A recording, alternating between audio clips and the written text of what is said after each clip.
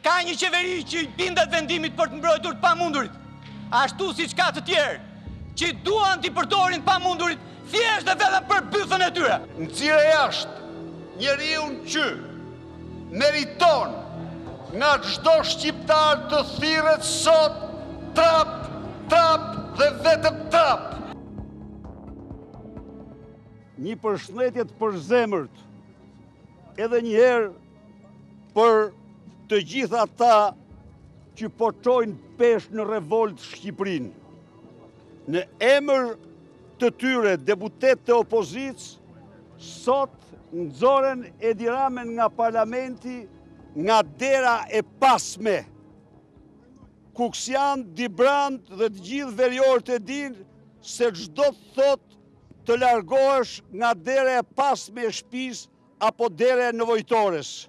E gjithë kjo dhunë sot në parlament është shprehja më e qartë e një solidariteti mes gjyqtarëve të korruptuar e politikanëve të korruptuar ende në parlament. Theksoj edhe një herë turpin dhe neverin që kemi ndjerë si gra në të ulura në atë kuvend për gjuhën e jashtëzakonisht të papërshtatshme, të turpshme dhe për aktet edhe më të rënda të kryera nga vajza, nga disa vajza dhe gra të keq përdorura nga Partia Demokratike dhe Lëvizja Socialiste për Integrim.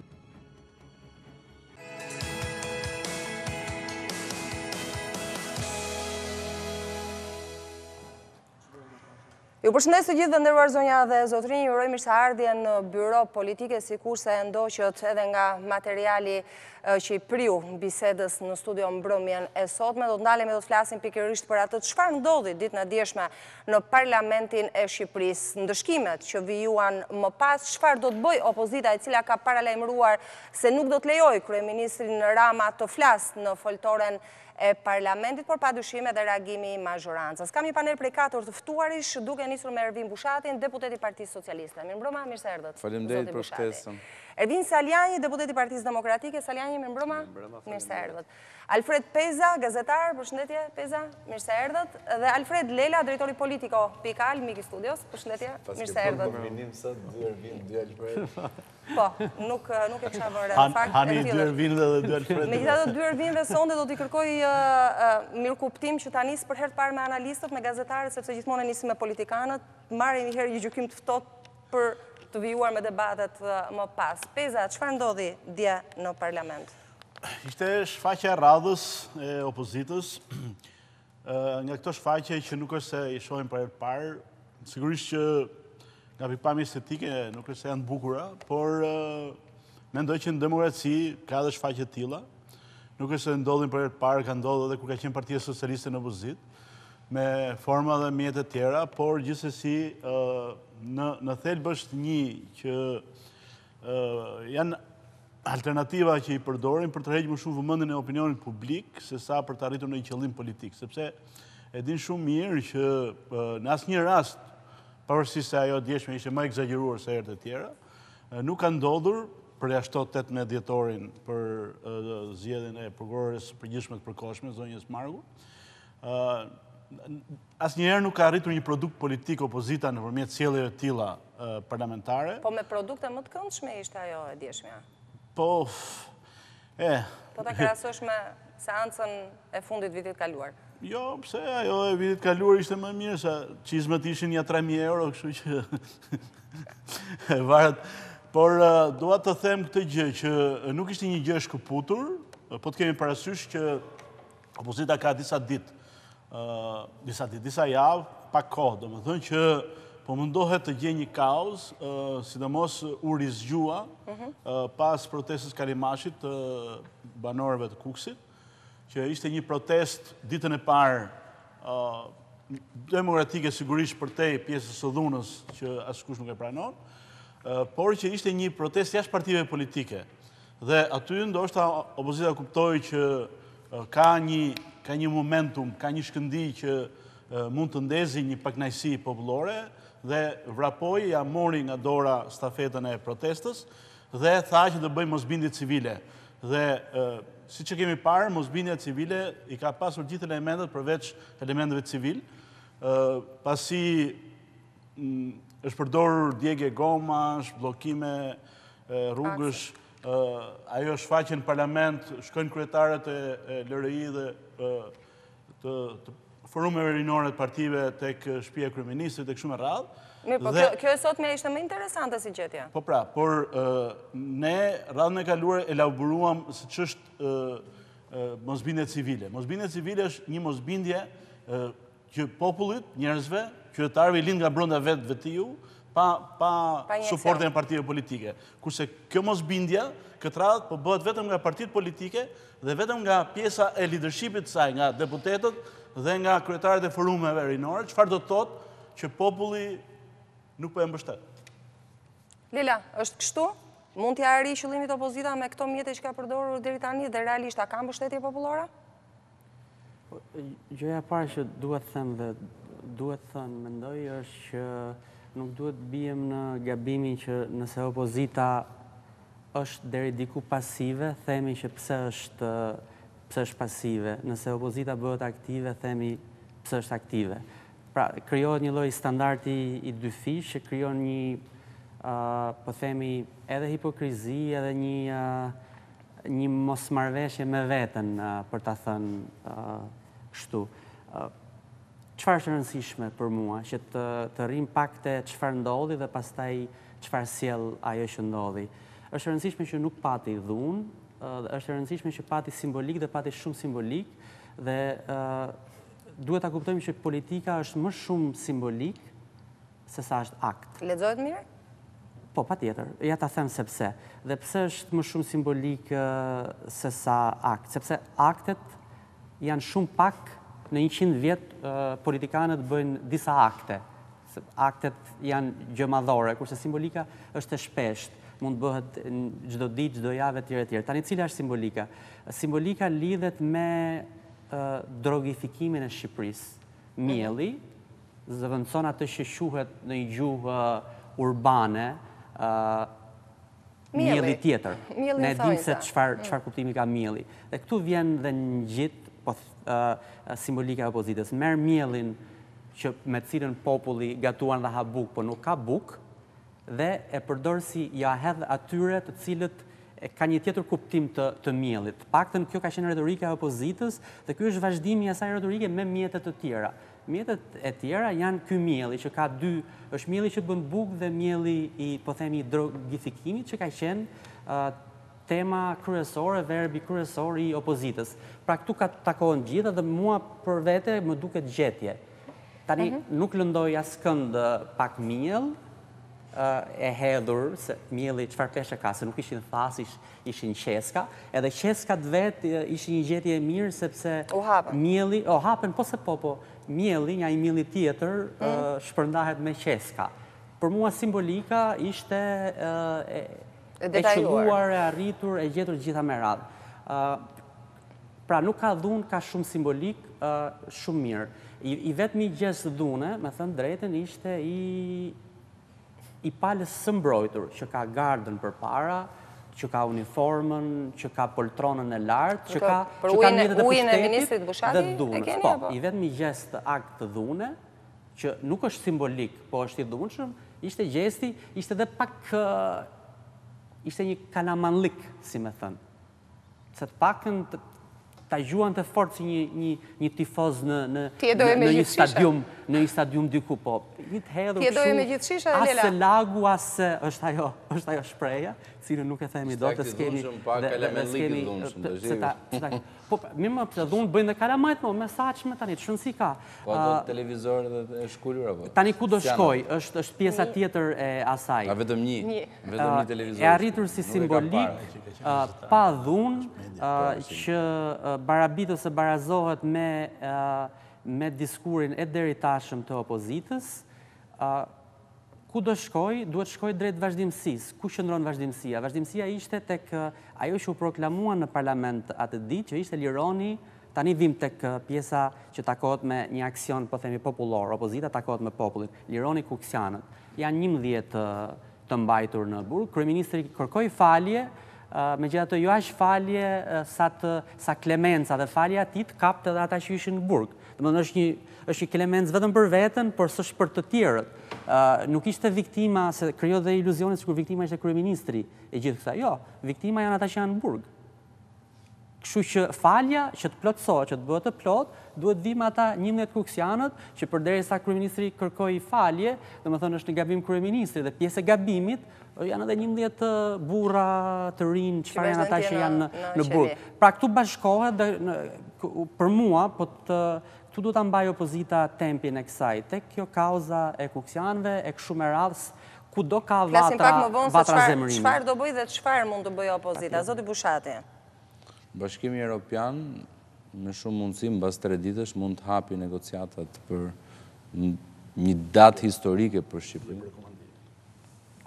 Për të filluar, po. Me thënë, hapat e para, zyrtare. Në datë 17 fillon turin Mogherini në Ballkan. Po, dhe vendoset për këtë. Dhe është një datë historike për shqiptarët. Nuk është simbolike, si përpiqen ta sjellin gjithë aksionin e opozitës në një aksion simbolik. Opozita po bën aq shumë simbole sa po kthehet në opozitë simbolike vetë. Simboli është kur ndodh një herë, 2 herë, por gjitha këto veprime, aktet shëmtuara në fakt dhune, që nuk janë të pëlqyeshme, nuk e di pse i duken kaq të bukura disa ndoshta përfaqësues të opozitës. Jo, nuk e kam vetëm atë, është një sër aktesh të përsëritura, bllokim rrugësh, gjuhë dhunshme, pjesë goditjesh, shkullje teknike, shkullje televizorash, mikrofonash, një sjellje e pa denjë në parlament. Parlamenti nuk është i yni, parlamenti nuk është i kryeministrit, nuk është i kryetarit të parlamentit, është i qytetarëve, është i opozitës dhe është legjitim, jo se aty brenda është kryeministri, është mazhoranca, por dhe se brenda është opozita.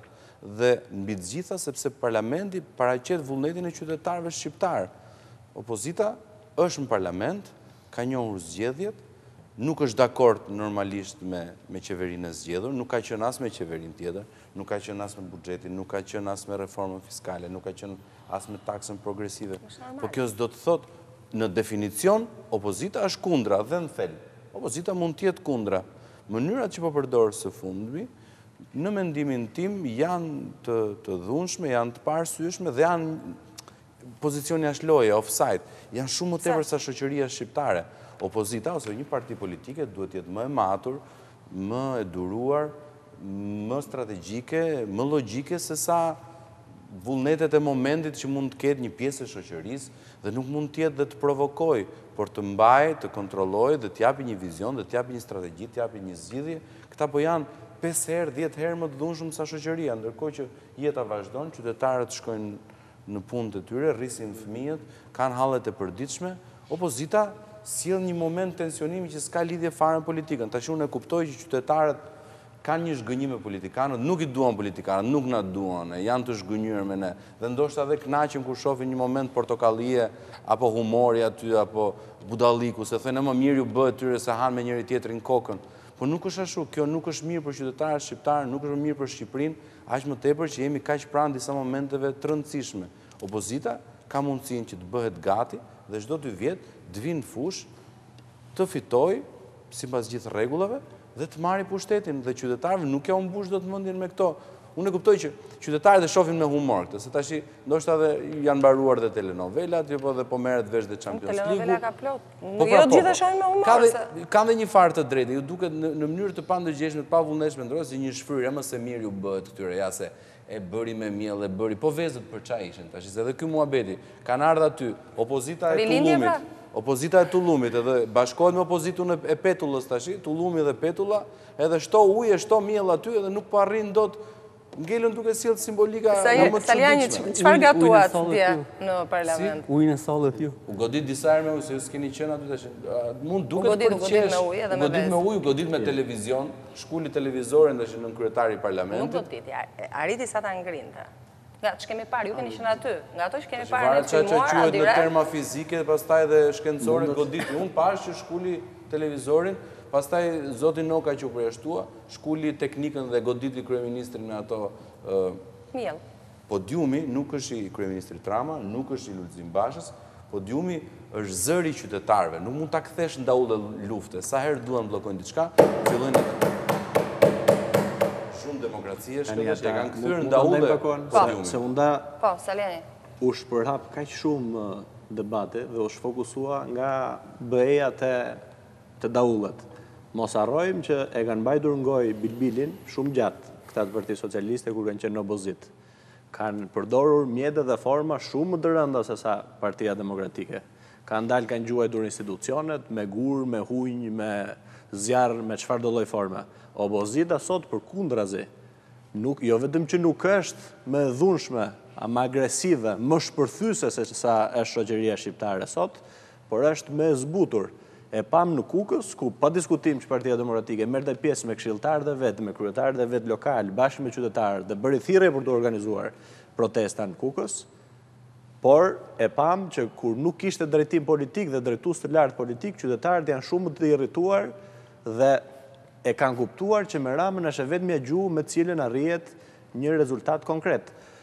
E gjithë sjellja jonë në parlament nuk është për shkakun se ne shkuam një ditë të bukur aty, këtu po diskutohet për platforma dhe alternativa dhe me qenë se këta në fushat elektorale kanë premtuar që do t'i ulin taksat, do ulin të vëshën për energjinë, për shportën e konsumit dhe tjere, dhe tani s'po i mbajnë dot po japin dorëheqje. Ne nuk jemi në një politikë katedre këtu, që po flasim sikur nuk jetojmë këtu.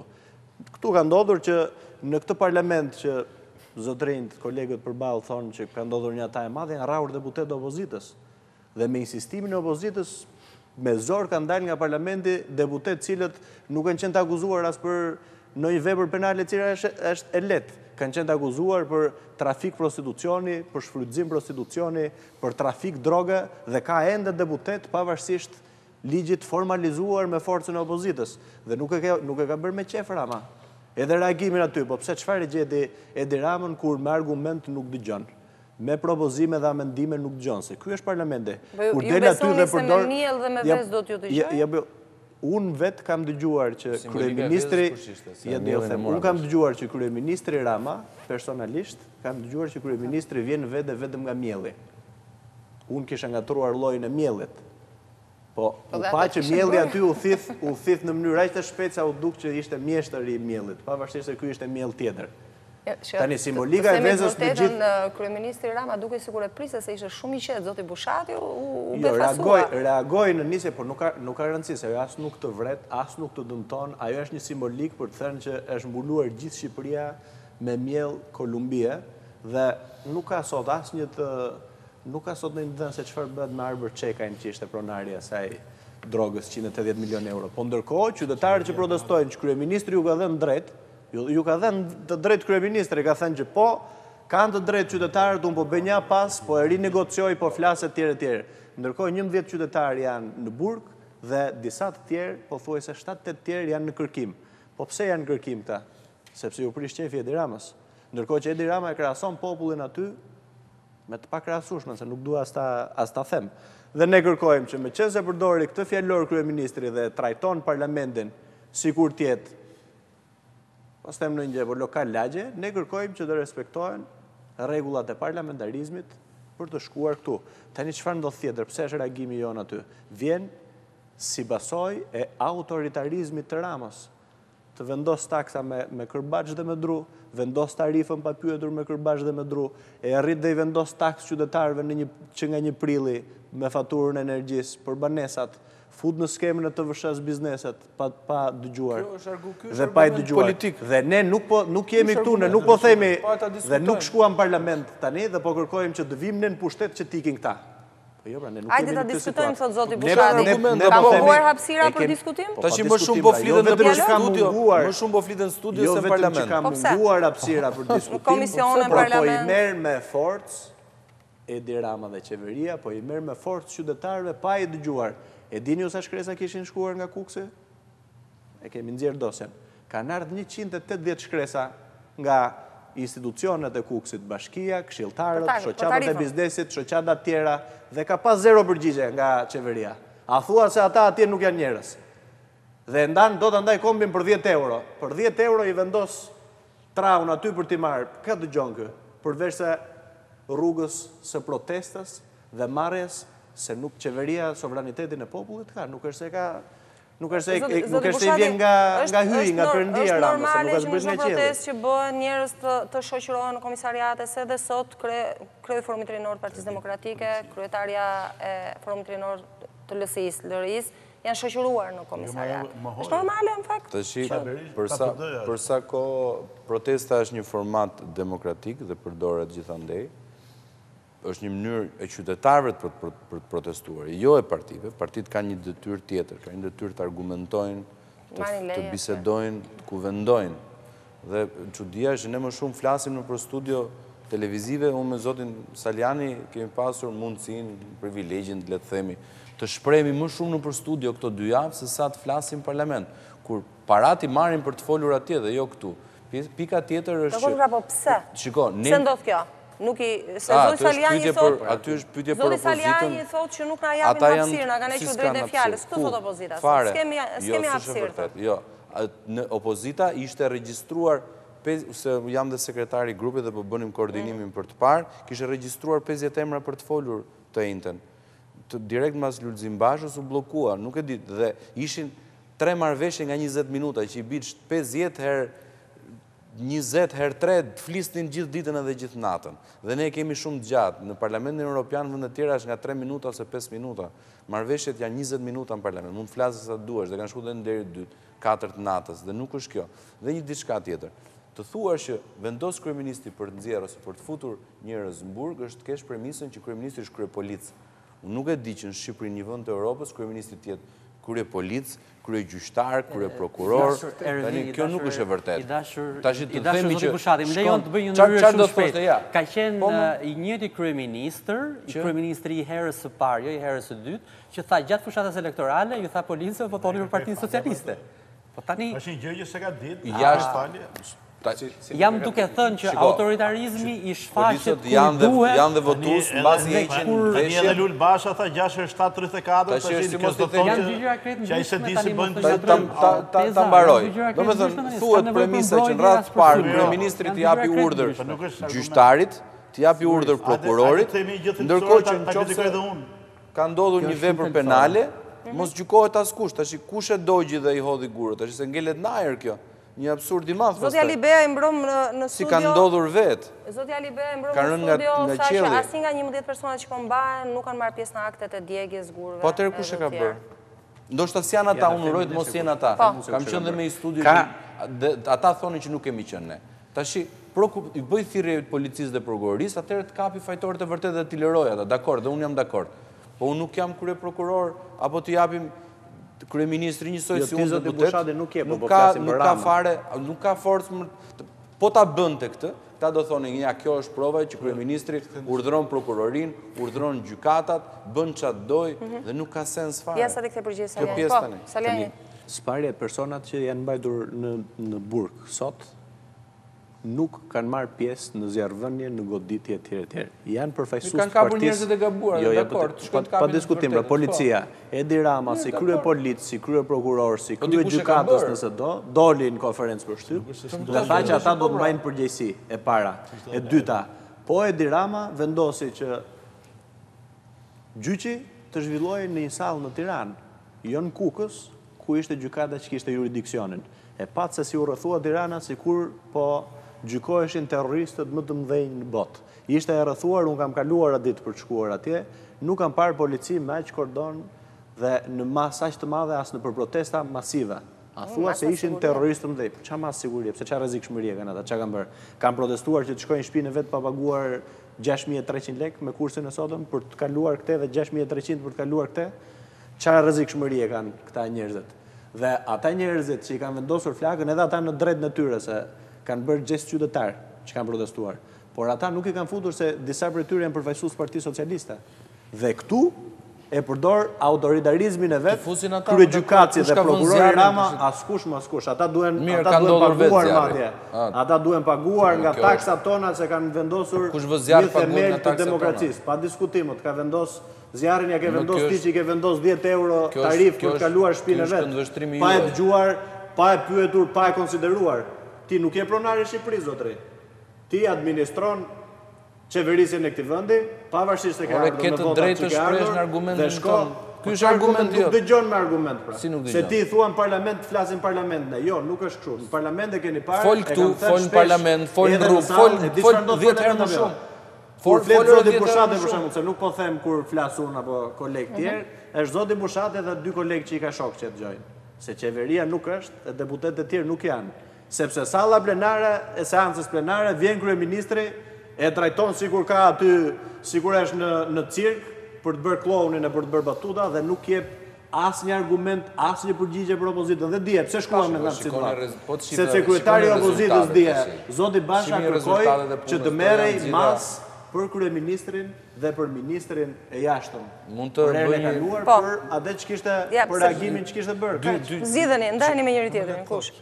Me që nisi Peza. Vetëm diçka kisha. Ka dalë edhe raporti i Bankës Botërore dhe raporti i Bankës Shqipërisë dhe thuhet që në Shqipëri, thot Banka Botërore, kemi rritjen ekonomike më të lartë në rajon. Këto thonë që po shkon, po bëhet nami, ndërkohë që ndërhyrja më e madhe në ekonomi ishte taksa progresive, nuk bllokuan dhe dojgjën në Shqipërinë. Dhe gjitha këto argumentet që sjellin, ta mbaroj. Po nëse është vetë qytetar shqiptar me taksa, po diskutojmë ju si forcë të djathtë, jeni të qenë taksa, po pra, me taksë ullur me 10% ishte taksa, jo me ne po themi 10% ishte taksa e shesht, dhe kishe edhe rritje ekonomike, po dhe qytetari paguan më pak. Se ke goditur shtresën e mesme, ke goditur biznesin që kanë qitë të një punësuar e tjere. Banka Botërore Po që lidhje ka kjo me këtë që po flasim nëse? Në të mbarojën, ka pra lidhje. Jo se e themi në të dy, ase e thot opozita Manxharazda, Banka Botërore ka rezultuar dhe thot që ka rritjen ekonomike më të lartë në rajon. Ka shkallën e punësimit më të lartë rajon me diferencë, në qoftë se gjithë Ballkanin. Shkalla e punësimit është 42%, Shqipëria është 59.6%. Ka uljen e varfërisë më të shpejtë në rajon. Ka shkallën e papunësisë më të ulët në rajon dhe ka shkallën e papunësisë të trinjtë më të ulët në rajon. Shqipëria ja ka kaluar Serbisë, Malizisë, Maqedonisë, Kosovës, Bosnjës, Hercegovinës, Shtetet e Bashkuara, Kinës, gjithë botës. Në rajonin tonë, sipas Bankës Botërore, kemi performancë më të mirë në botë. Në rajonin tonë, me këta që matemi, kemi performancë më të mirë. Me ato na kanë krahasuar, tash kur të fillojnë na krahasojnë me vende të tjera, në këto 2-3 vite kemi rritjen ekonomike më të madhe, kemi punësimin më të lartë, papunësinë më të ulët, kemi papunësinë në trinjve më të ulët, kemi luftën ndaj varfërisë më të efikase. Kto i thot Banka Botërore? Vetëm një minutë, nëse më lejon vetëm një minutë, kjo po më fal, janë të vërteta këto që thashun apo jo? Jo, vetëm një minutë dhe lash, vetëm për Bankën Ta jap pas Botërore. publicitetit që kam. Tash këto Për një minutë publicitet i thonë ta ju jap tamam pastaj. fjalën. Ju pëlqen, dakor. Po s'do të Vetëm një minutë. Ai sa shko kam deri publicitet. Po edhe Banka Botërore thotë që partneriteti publik-privat po e riskon Shqipërinë. Po më ka rrisë sa duash, Po e riskon Shqipërinë dhe po e çon në grop.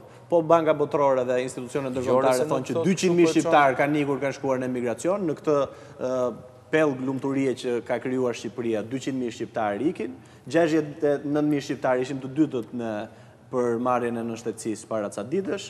Biznesi vogël del thotë që po i mbyllim bizneset, janë mbyllur vetëm këtë muaj më shumë se 1.500 biznese, asnjë investitor i huaj nuk vjen në Shqipëri. Vende pune nuk e di se ku i hapin këta të Partisë Socialiste që thonë ka vende pune, po të zbrecësh të takosh qytetarët janë gjithë pa punë dhe në pa mundësi për të paguar, madje nuk kanë mundësi të paguajnë dhe energjinë tani që i ka futur taksa. Këto janë perceptime, ndjenja, kështu ndjenja. Jo vetëm letra. Këta kanë prodhuar kanabisin e se pranonin, që ne ju një me thonë mja ku e ke. Jo me letra, do besojnë qytetarë shqiptarë se prodhoni ju ca letra që thonë këtu ka rritje të punësimi. E ndajnë vetë qytetarët shqiptarë se si është. Banka Botërore është armike popullore. Dalemi për një hapësirë publicitare dhe kthehemi. Pak publicitet dhe kthehemi.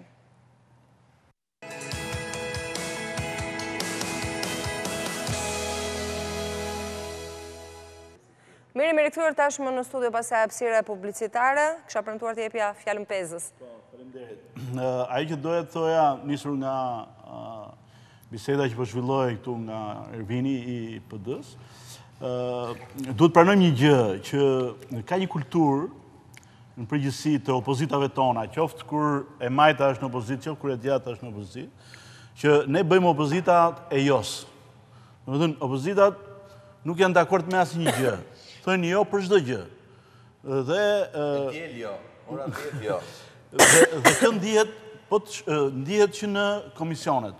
Për shembull, po të shkosh të ndjekësh një diskutim për një ligj, qoftë në tërësi, qoftë në për ne. Edhe kur ka dhe kur s'ka, dhe aty do shikosh që qëndrimi i atit që është në opozit, dhe detyra e ti duke sigurisht thot vetëm jo për çdo gjë. Po ka një arsye që është kultivuar kjo kultura. Tani, arsyeja unë mendoj që vjen nga fakti që duke qenë se nuk arrin do të imponohet me votë, sepse sigurisht në fund, çfarë është politika, është aritmetik. Kush ka më shumë numra, ai do miratoj dhe do votoj dhe do çoj përpara projektin e tij politik nëpërmjet ligjeve apo diçka tjetër.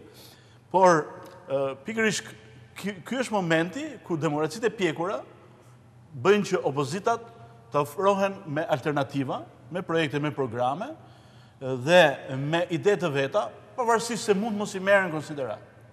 Mund mos i merren konsiderat. Ne që kemi një mazhorant shurdhe që nuk ngjojmë, nuk pranojmë asnjë gjë e kështu me radhë.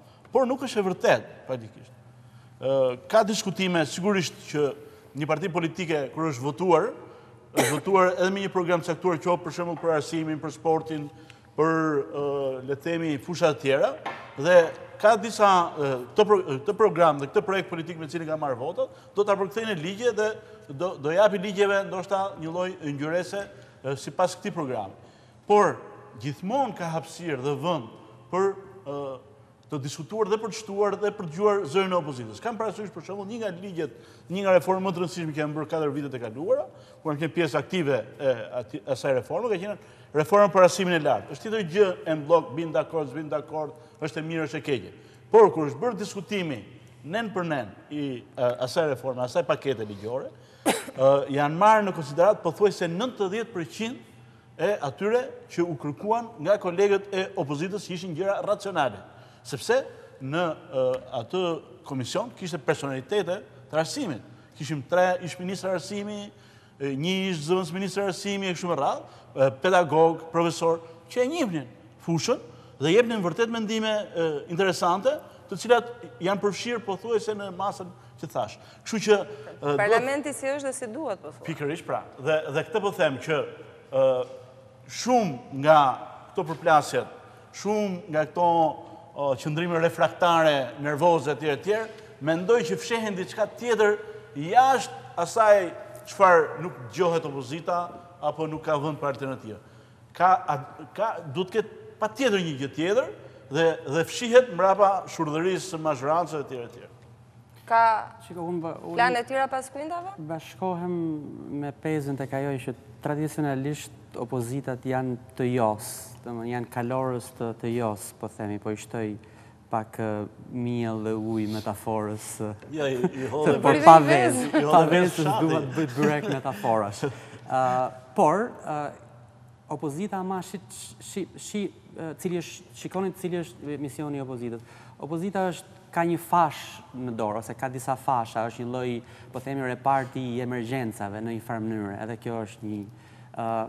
Dhe kur cikli ndërpritet, cikli i mirë qeverisjes, kur ka hemoragji, po themi, dhe unë duhet opozitis i duhet të ndërhyj me këto fasha, ose për ndryshe pse është caktuar, nuk ka një caktim kështu me verdikt, infermierja e kombit, po themi, doktoresha e kombit në thonjza.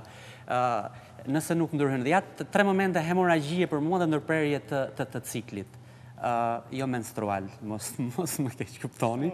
Mos ta përdor gjuhë parlamentare. Nuk. Tetori, duke filluar nga tetori me dosjen Tahiri. 1. Taksa e rrugës Durrës-Kukës. 2. Dhe tatimi të vëshëja. Këto janë të 3 emergjenca që e kërkojnë ta marrë mira ndërhyrjen e opozitës. Opozita nuk mund të mos futet në lojë, nuk mund të mos i përdorë mjetet qofshin konvencionale, qofshin jo konvencionale, për të përballur me një mazhorancë e cila qoftë në numra, qoftë në epsh pushteti, qoftë në dëshirë për të diktuar edhe estetikisht, edhe ekonomikisht atë formën dhe përmbajtjen më pak të vetën, është e detyruar të futet në këtë lojë. Kështu që unë nuk e shoh opozitën as jashtë rolit, as që i mbivendoset në një roli tjetër, e shoh opozitën krejtësisht në rol. Kur ka, edhe njerë, kur ka ndërprerje ciklit, kur ka hemoragji, i duhet që opozita të futet dhe të përfaqësoj interesat e fragmenteve të ndryshme të popullatës. Dua ta mbyll shkurt me atë që tha Bushati, se si ekonomist e di shumë mirë, si ekonomist e mirë e di shumë mirë, edhe do edhe pa mbështetur kështu pa fjalë do më shtes në heshtje. Zoti Bushati, kur të mbaroi reflektimi i tapit dhe i devollit në ekonomi, që besoj se mbaron këtë vit, ajo rritje ekonomike, ajo rritje 3.8 ku ne jemi, është reflektimi i atyre dy veprave që vinë që nga qeverisja më parshme. Dhe raporti Bankës Botërore të Bushati qortonte një sekond. Po jemi për parlament. Raporti Bankës Botërore, më lër ta mbaroj, kam dhe një fjali. Raporti Bankës Botërore qortonte, kritikonte dy nismat e fundit të mazhorancës. Qortonte të vëshën, mbi biznesin e vogël, thoshte nuk i sjell asgjë arkës, ka efekt zero dhe krijon një mbingopje në administratën tatimore dhe një konfuzion, por edhe PPP gjithashtu ti parlamenti lidhemi herë tjetër për ekonominë. Vetëm një fjali. Opozita nga bim po ne për çfarë bëjmë? Për të vrarë veten, se tash ka një premis, më fal, vetëm diçka dua të them.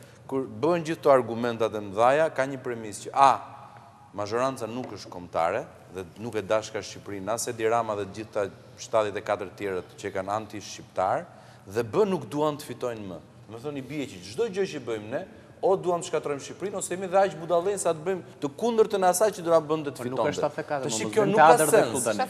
Sepse ne e dimë që nuk i sjell gjë arkës, po nuk bëhet për atë. Nuk ka as 73, as 74 mazhorancë, as 76. 74 ishin, nuk ka. Këto tente tash. Kjo është adresh, bëjmë kod. Aty ka vetëm një. Edi Rama. Jo vetëm 74 dhe këta. Po sipas Freedom House-it dhe në Partisë Socialiste ka një zë, dhe në qeveri ka një zë, dhe në parlament një zë, dhe në prokurori tashmë një zë, dhe në gjyqësor po ndodh një gjë. Salianji, si do të blokoni Edi Ramën ju që të mos flas parlament? Tani, kjo është në gjithë ditën e djeshme. Do vite kjo si do ta bllokojmë. Zoti Peza tha pak më parë, mua më duket klishe kjo që opozita këtu po vazhdon, është me gjitha jo, nuk ka alternative tjere. Po ju jap kulturë politike. Po ju them për rastin që po protestojnë qytetarët dhe që po protestojnë ne. 3 raste. Po të gjitha pra, unë po them ne nuk kemi si të gjitha. Sa kanë probleme. Ja sepse alternativ një. Probleme arrestimesh. Ligji i policisë, ligji i mirëmësishëm për vetimun. Tham të hyj në veting ministri i brendshëm i pari, dham propozimet tona për të mos qenë komisioni politikisht i varur e tjere, zero marrje parasysh. Të vësheja për biznesin e vogël. Këta thonë, da ulim kufirin 20 milion lek, ti marim shpirtin. E ishtë propozimi PD-s, ne propozimi PD-s. Po unë jam PD-s, se ky merr edhe... Kjo është PD-s. Ky dhe këta proces kanë gjithë madhe që marrin edhe opozitën do të bëjmë vetë. Rrugës është propozimi PD-s. Jo, nuk është kjo, është mashtrim. Partia Demokratike thotë që të vësheja për biznesin e vogël duhet të rritet. Po tash pse bëjmë, se jemi vampir dhe duam të mbysim biznesin e vogël, se kjo s'ka sens. Do vi dhe këtu. 120 milion lek themi ne. S'ka sens. 3, vim te rruga e kombit, me qenë se po flasim për alternativë. Ne themi o zotërinj, ti i merr 325 lek me të vësha për çdo litër naftë qytetarëve shqiptar për mirëmbajtjen e rrugëve, që shkojnë diku te 150 milion euro në vit. Nga këto parat që ke, po jo, unë më të them kaq sa që thonë ekspertët, 150 milion euro dhe 15 milion, nga këto 150, e dini sa shkojnë për mirëmbajtjen e rrugëve? 15 milion euro. Të tjerat shkojnë në përgjebas 10 se ku. Dhe po njësoj nuk ka asnjë rrugë tjetër tani ti qytetarë. Do këto ngatrojnë një gjë të madhe. Do thonë që qeveria vjedh. Ore thuaj që qeveria vjedh, mos thuaj gjithë këto gjëra të tjera, se kjo s'ka sens. Jo vetëm kaq, jo vetëm që qeveria vjedh. Qeveria vjedh, qeveria është lidhur me krimin dhe qeveria po e përdor, ka ndërtuar një cikël dhe një rreth vicioz që vidh para që të vjedh zgjedhjet që të rrit prapë pushtetin e fusa kriminale. Salianji, si do ta bllokoni Edi Ramën të mos flas në parlament? Këtë ka thënë Paloka, Noka, dje zoti Berisha, të gjithë. Siç e pat. Një formë ishte këto tente. Me çfarë do lloj forme? Po unë besoj që ne do kemi forma tjera për të bllokuar. E pat që kryeministri i ra nga pas. E më mirë tash. Ira nga pas. Nuk ka ndodhur ndonjëherë që kryeministri vjen si do flasim nga aty është makina dhe shikoj. Jo, ka një diskutim kështu që nëse ti e vetraun qytetarëve shqiptar për të paguar para për të kaluar, po mua bëhet është edhe ky që ti marrim ti fusim 11 burg se jeni fort. Karikoni akoma çfarë thot Berisha. Kur qytetarët po lere më këto janë. Berisha me kur fjalë qytetarët shqiptar, me fjalë të Berishës, domethënë nuk duhen dhënë. Kur qytetarët shqiptar hyn në burg, kjo që nga trimri juaja, kur Edi Rama për të njëjtën arsye i bie nga pas që nga më të fishme. Nuk tha nevojtore. E kishte dhënë insert, jo, më keq. Po lerma ai kolegu i këtij që fliste ulur, ai kolegu i këtij fliste ulur përdori një fjalor tjetër më. Që i binte prap nga e pasmi, ai që është para teje. Në fakt t'jap 2-3 argumenta. Atëherë, e para opozita është pas ngjarjeve. Lëvizja për të ndryshuar pragun për të vëshën, që nuk është taks shtesë, është vendosur para një viti. Pse nuk u ngritën këta atëherë, kur e dini që do dëmtoj?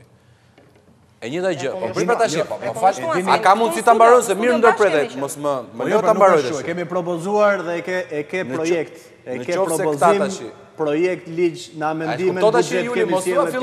Po mos fol propozitën, po fol në propozitën, nuk të leo, ti fol për pjesën tënde. Fol për mazhorancën. Opozitën nuk e kapni dot, është vetëm gjë që ju kam bërë jashtë kontrollit. Po. Tani, ta mbaroj mendimin unë. E para opozita është mbas eventeve, është mbas ngjarjeve.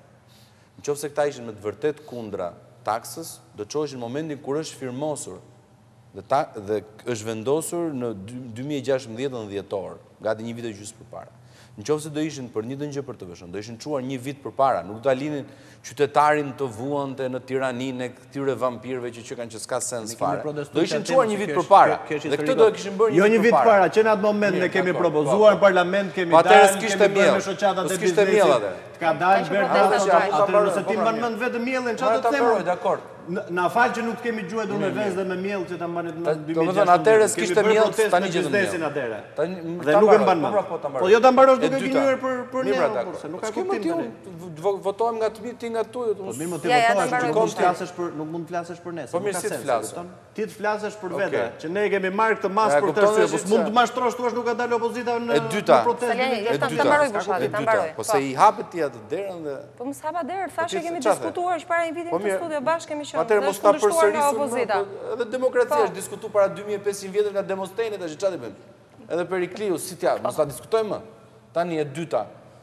Dje ishte edhe raporti i KQZ-s, ishte zoti Zguri, i zgjedhur nga opozita dhe tha që ishin zgjedhjet më të mira, e thotë dhe Freedom House-i, ku kishte të gjitha garancitë e duhura opozita. Dhe opozita u fut në garë, doli nga gara e mundur dhe u fut dhe në parlament. Vetëm gjë që unë mendoj dhe nuk është këtë teoritë konspirative, është po të shikohet në mënyrë retrospektive, apo po të shikohet nga pas ngjarjeve që ndodhin, gjithmonë i pararend me një javë ose 2 javë në një ngjarje të pakëndshme që ka të bëjë me ligjin zakonisht. Dhe i fillon protestat 2 javë para se të bëjë prokurori, i bën paradhënie. Dhe fillon edhe e ngren gjithë këtë dhe thotë që ja, edhe ky arrestim, edhe kjo u bë, pikërisht sepse ne protestuam, ndërkohë që e din që përpara dhe kanë informacion këta, unë e di që kanë një çik informacion, më shumë se unë, nuk e di që do ndodhi mas javë, mos më pyet kot, por e din që do ndodhi diçka këto 2 javë dhe fillojnë të bëjnë këto protestat paradhënie, që thuhet pastaj, për mua ky është vetëm shpjegim logjik. Gjeta një element ku mund dakordsohemi. Ky është vetëm shpjegim logjik. Sa po ju referua me drejt raportit Freedom House, që është organizata kryesore e lirive politike dhe demokracisë në botë, e financuar nga Departamenti i Shtetit. Ram dakord se sapo zotëria kolegu i mazhorancës i referoj. Ta mbaroj pak të lutem. Ta mbaroj pak, unë jam përfaqësues i Partisë Demokratike. Sigurisht, po me që raporti, ç'është për raportin me qenë se foli, me qenë se ram dakord. Se me lësin ka ndarje, ram dakord. Ka pasur gjithë garancitë e mundshme. Thot, zbulimi fakteve të lidhjeve të drogës me Sajmir Tahiri, organizatorët shqiptare të trafikut drogës, do bësuan, neutralizuan përparimin në luftën kundër kanabisit. Çfarë thot? Zgjedhja e Arda Markut shkeli frymën e kushtetutës. Zgjedhja e prokurorit përgjithshme të përkohshme Arda Marku me shumicë të thjeshtë parlamentit shqiptar e dëmtoi seriozisht besueshmërinë dhe pavarësinë. Mos na lexo gjithë se e kemi lexuar raportin. Veçanërisht në kushtet kur në netim është ish ministri Sajmir Tahiri. Po e shtyta paralajmëron hapur ky raport mundësinë që vendi të bjerë në autokraci të plot për shkak kontrollit të plot që Edi Rama ka mbi të gjitha pushtetet në vend. thot kontrolli plot që kryeministri Rama ka mbi PS-n dhe shumica solide që gëzon e kombinuar me kontroll mbi ekzekutivin, çon në tendenca autoritare të tjera. Po tani nëse i referohemi raportit, po e lexoj vetëm pjesët ku po thot zotëria për prokurorin, dëmtimi kryesor është tani për çfarë po flisni? Apo i referohesh për një pjesë ke gjetur një fjali dhe nuk i referohesh pjesës tjetër? Për cilën pjesë po thua? Kishte të gjitha garancit për të hyrë në zgjedhje, thotë dhe ishin zgjedhje më me garanci ndonjëherë në histori. Po, hyri me garanci dështuan se ju i blet zgjedhjet dhe përdorët. Por ato kërkuat ju tash, nëse s'dini të bëllon. Po nuk kërkuan çto miell është zotërio, se ti e di që ministri i brendshëm teknik i Partisë Demokratike ka thënë që drejtori i përgjithshëm i policisë nuk ishte autoritet se dryget drejt për drejt kryeministri. Vetëm vezës po e zgjidhën Lela. Për çfarë ishte veza tash? Se më thënë ta shpjegoj. Veza çfarë do të thotë? Ja të mbaroj Peza Raporti, në qoftë se të flasim për atë, është sigurisht nga një institucion prestigjos dhe është mirë që qeveria të marrë shënime dhe nxjerrë konkluzione, siç besoj se është duke e bërë, për shkak se kjo qeveri të paktën nuk thot që ajo është një organizatë që s'bën, që ky raporti është letër higjienike, ku diun. Pra, ka një momentum reflektimi, besoj, kjo është një hap pozitiv në aspektin e koshiencës së mazhorancës për të reaguar ndaj institucioneve dhe ndaj raporteve të tilla të institucioneve të rëndësishme. Për sa i përket pastaj detajeve, është një diskutim shumë i gjatë, s'besoj se jemi aty për të hyrë. Ajo që doja të thoja Lelës në lidhje me Lela, ajo që doja të thoja në lidhje me ekonominë, që thatë që përfundon tapi dhe efektet e devollit, unë mendoj që si një liberal i mirë që je, dhe që beson tek ekonomia liberale dhe e hapur, dhe një shoqëri të hapur dhe një vendi të hapur, gjithmonë, unë nuk jam ekonomist, por di logjikën e gjërave, që ka për ekonomitë kombëtare gjithmonë prurje dhe ardhje të reja në etapat të caktuara. Për shembull, një nga që unë besoj që do sjelli kompensimin e asaj çfarë përfundon me dy investimet shumë të rëndësishme që janë në Shqipëri, mund të jetë për shembull industria e turizmit, një nga kolonat që besoj se këtë vit duke u nisur nga gjithë çfarë është thënë mund të ketë një bum dhe do ishte një lajm shumë i mirë për gjithë ne sepse ekonomistë tonë shkon shumë ajo gjë. Ekonomistë të shërbimeve, agroturizmit, hapja shumë. Lela na shpjego vezën. Asgjë më shumë s'do doja se sa Shqipërisë të rritë ekonomia, jo 3.8, po 15.8%. Këtu të jemi... Asgjë më shumë nuk do doja se sa Shqipërisë të rritë ekonomia, jo 3.8, po 17.8. Lela, s'ka më minuta, lutem, veza. Shiko, veza, domatja, zarzavatet tjera janë përdorur si mjete... Po si zarzavat veza dhe shqipë? Pa me po, veza, domatja dhe zarzavatet tjera tani mos i hidh gur... Një gjë tjetër, por nuk... Mos i hidh gur vezve... Nuk është Rama që ta thot. Mos i hidh gur vezve, vez me vez, jo gur me vez. Po ima se s'është tani që se s'ka për të shpjeguar. Shpjegimi vetëm është instrument i zemratës politike, i përdorur që një vite 60 e këtej, për të gjuajtur kundërshtarin, për ta ndotur kundërshtarin, për ta ndotur, po për të mos ta vrarë, se nuk të vret një vend. Tani, unë e kuptoj që në disa vënde... Për të sikletosur, kur kanë 20-30 vjetë diskutim dhe bëjnë një simbolik po këta ju po ktheheni në opozitë simbolike më burë. është çdo ditë në opozitë simbolike, komplet opozitë simbolike. Kur opozita nuk është duke bërë gjë, pse s'po bën gjë opozita? Kur opozita bën një gjë, pse po e bën tek tani? Jo, sepse ne marrim halli i madh i majorancës kur e kalon, vim të diskutojmë për një gjë konkrete dhe kalojmë nga ekonomia të politika botërore të Demostenit, të Aristoteli etj. Ka një situatë, veza, qumshti, mielli, kosi, çfarë do lloj forme, apo mjedi, që nuk të dëmton, por shpreh revolt, tregon revoltën e qytetarëve, se ne aty jemi përfaqësues qytetarëve. Kur qytetarët shpërthejnë, nuk mund të themi që të flasim ne tani për politikën globale me zotin Bushati dhe çfarë mendon Aristoteli dhe çfarë mendon Demosteni në lidhje me kostumet lira të njëjtën tjetër në parlament. Unë të lira i kam i bëj ke egzimi. E kam i Rrobaqeus Zoti Bushati nuk është akoma ministër. Desha të them diçka. Edhe kjo pikpamja e kam me zotin Lela, do të thënë që qytetarëve, po nuk ja u shpjegove me shifra dhe me argumente, kuptojnë vetëm simbolikën, duket e çik paternaliste se qytetarët nuk janë fëmijë. Shqiptarët nuk janë fëmijë që ti po s'ja u shpjegove me miell, ata nuk e kanë kuptuar gjithë argumentin tënd për Kolumbina, kanabis. Po çfarë bëhet vitë gjuj me grush? Jo një sekondë. Cila rrua ti gjuj me grush? Ja tha dhe Besnik Mustafaj. Zoti Bushati, që është një Unë paguaj me lekët tua, Juli. Juli, e ka thënë dhe horoskopi. Ervin, E ka thënë dhe horoskopi. opozita, E ka thënë dhe horoskopi. Qofse ju na paguani që ne të bëjmë tulluma edhe vetla aty pastaj, po është ka gjuna. 5 vjet opozita që ka dy fjalë, dekriminalizim dhe kanabizim. Dhe tani o ka folur, edhe tani ajo I ka ngelur, të bëjë dhe këto gjëra dhe këto. Lela, falemderit, Salianji falemderit, Peza falemderit, Zoti Bushati falemderit. Kjo ishte byroja për sot, në orën 23 do t'jetë në ritransmetim. Mirupafshim.